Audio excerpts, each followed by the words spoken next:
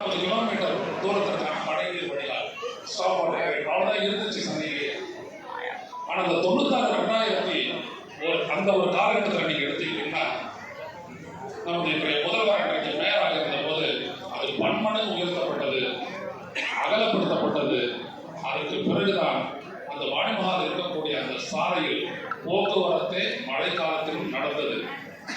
அதுதான் இன்றைக்கு முழுமை பெற்று இன்றைக்கு மழைநீர் வடிகால் என்கின்ற அந்த நெட்வொர்க் இன்றைக்கு மிக பரவலாக இருக்கிறது.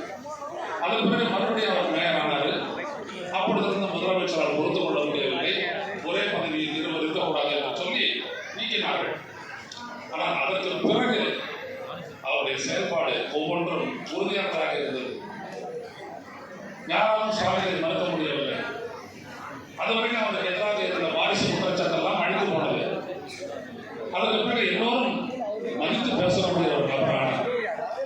எனவே இன்றைக்கு அவர் செயல்படுகிறார்கள். திடீரென்று இப்படி ஒரு நிலைக்கு ஸ்டாலின் எப்படி உயர்ந்தார் என்றால், இந்த கட்சி வளரும் போது தனது தந்தை முதல்வராக இருந்த பொழுதும் கட்சியினுடைய தலைவராக இருந்த போதும் அவருடைய நிழலில் மட்டும் வளரவில்லை.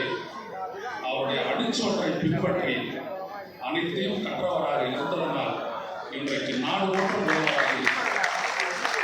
இதைத்தான் இந்த கணத்தில் நான் சொல்ல விருப்பப்படுகிறேன்.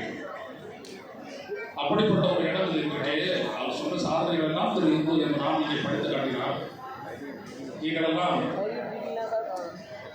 கைதட்டி வரவேற்றீர்கள். அதை எடுத்து சொல்ல வேண்டியதில்லை. ஏன்னா அனுபவிக்கிறதுல நீங்க தான்.